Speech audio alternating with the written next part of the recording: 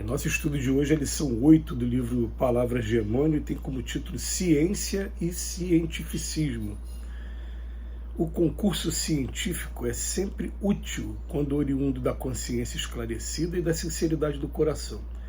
Importa considerar, todavia, que a ciência do mundo, se não deseja continuar no papel de comparsa da tirania e da destruição, tem absoluta necessidade do espiritismo, cuja finalidade divina é a iluminação dos sentimentos na sagrada melhoria das características morais do homem. Os homens, em verdade, aprenderam a química com a natureza, copiaram as suas associações, desenvolvendo a sua esfera de estudos. Inventaram uma nomenclatura reduzindo os valores químicos sem lhes aprender a origem divina.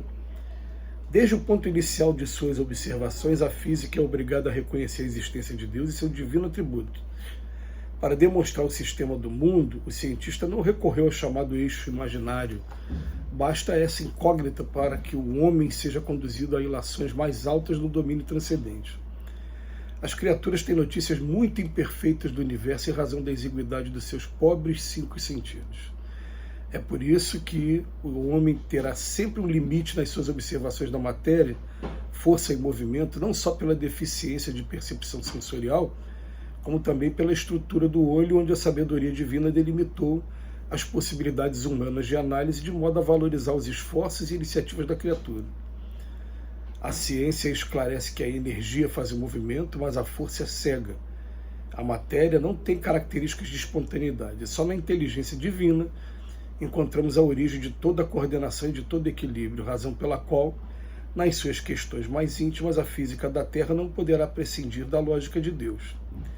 As leis da gravitação não podem ser as mesmas para todos os planetas, mesmo porque, em face da nossa evolução científica, já compreendeis que os princípios newtonianos foram substituídos, de algum modo, pelos conceitos de relatividade, conceitos esses que, por sua vez, seguirão igualmente o curso progressivo do conhecimento. Entre a cultura terrestre e a sabedoria do espírito, há uma singular diferença que é preciso considerar. A primeira se modifica todos os dias e varia de concepção nos indivíduos que se constituem seus expositores, dentro das mais evidentes características de instabilidade. E a segunda, porém, é o conhecimento divino, puro e inalienável que a alma vai armazenando no seu caminho em marcha para a vida imortal. O que é a carne? Cada personalidade espiritual tem o seu corpo fluídico e ainda não percebeste, porventura, que a carne é um composto de fluidos condensados? Naturalmente, esses fluidos, em se reunindo, obedecerão aos imperativos da existência terrestre, no que designais por lei de hereditariedade. Mas esse conjunto é passivo e não determina por si. Podemos figurá-lo como casa terrestre, dentro da qual o espírito é dirigente, habitação essa que tomará as características boas ou más de seu possuidor. Corpos sólidos, líquidos, gasosos, fluidos densos e radiantes, energias sutis, raios de variadas espécies e poderes ocultos, tecem a rede em que a nossa consciência se desenvolve na expansão para a imortalidade gloriosa. O orbe terrestre é um grande magneto governado pelas forças positivas do Sol. Toda a matéria tangível representa uma condensação de energia dessas forças sobre o planeta, e essa condensação se verifica debaixo da influência organizadora do princípio espiritual, preexistindo a todas as combinações químicas e moleculares. É a alma das coisas e dos seres o elemento que influi no problema de forma e segundo a posição evolutiva de cada unidade individual. O organismo fluídico, caracterizado por seus elementos imutáveis, é o assimilador das forças protoplásmicas, o mantenedor da aglutinação molecular que organiza as configurações típicas de cada espécie, incorporando-se átomo por átomo à matéria do germe e dirigindo-a segundo a natureza particular. O que chama muita atenção nossa, quando a gente abre o Evangelho segundo o Espiritismo, logo no capítulo 1, você vai encontrar um texto chamado A Aliança da Ciência com a Religião. É que Allan Kardec começa trazendo a noção básica, dizendo que se uma e outra foram criadas por Deus, elas não podem se contradizer, que a contradição ainda está sendo fruto da inexperiência, da falta de observação do homem. Mas o que chama muito a atenção nossa é quando a gente começa a ver os livros chegando através da psicografia de Chico Xavier em primeiro lugar, e quando aparece esse espírito chamado André Luiz, principalmente em livros como, por exemplo, No Mundo Maior, que ele traz um estudo sobre o cérebro que hoje a ciência está confirmando várias informações que estão trazidas no livro lá na década de 40. Ou então um livro chamado Evolução em Dois Mundos, que vem trazendo conceitos científicos também, que a cada dia que passa, os nossos pesquisadores chegam nesse conceito. Então é alguém que estudou doutrina espírita. Ué, mas isso aí já foi previsto, já estava sendo dito por um espírito, mas não provado, e agora a gente está conseguindo chegar nesse estudo. Quando, por exemplo, no livro Missionários da Luz, André Luiz já fala da epífise, uma glândula que a gente tem, que hoje está sendo muito estudada em universidades, as suas funções, enfim.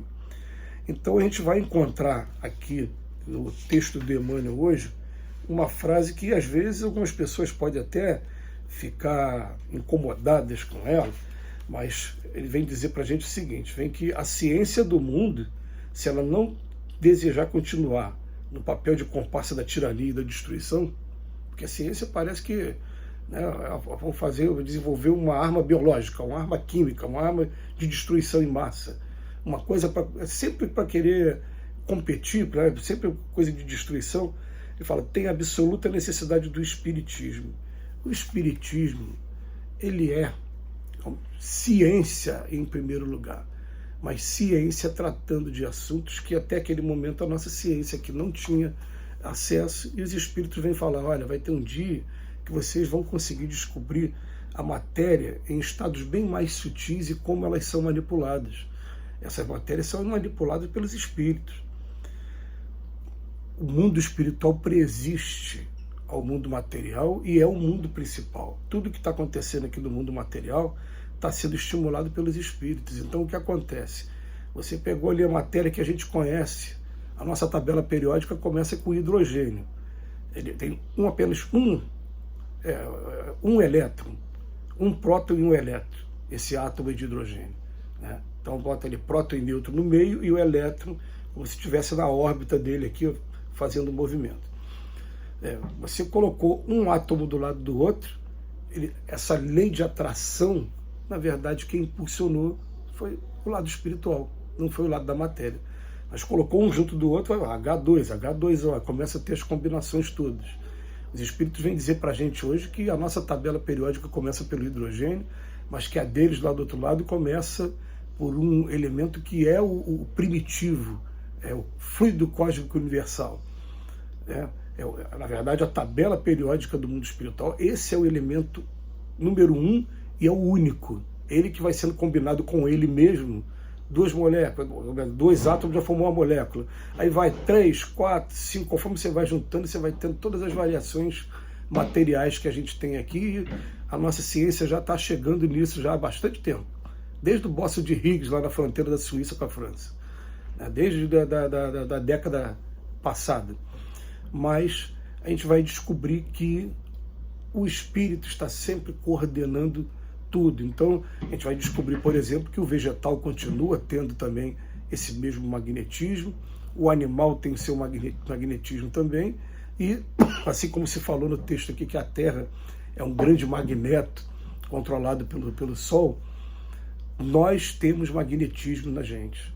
E a gente vai chegar fatalmente um dia a perceber que através do amor eu posso estar curando as pessoas e eu posso estar também, através da inveja, através da fofoca, através da maledicência, fazendo muito mal às pessoas, jogando meu magnetismo também em cima das pessoas. E a gente vai chegar fatalmente, estudando essa ciência de maneira profunda, a entender como é que Jesus veio aqui há 2000 anos curar um cego apenas com um toque de mão. Ou então se percebe que as curas das cegueiras que Jesus praticou, cada uma tinha um jeito. Teve uma, por exemplo, que ele chegou ao ponto de cuspir no barro, misturar, passar no olho, e ainda não ficou bom. Vou repetir o processo, vai repetindo aos poucos até que aquela fosse limpado ali a vista e a pessoa começasse a enxergar de novo. A gente vai entender, né, que se o nosso corpo físico é de 70% líquido, e a gente consegue ter um poder magnético tão grande sobre a água, que hoje está amplamente divulgado, né, as figuras microscópicas que botaram a água submetida a uma oração, ou submetida à voz de um ditador tirânico. Se a gente consegue fazer aquilo com a água, a gente consegue fazer com o nosso corpo também.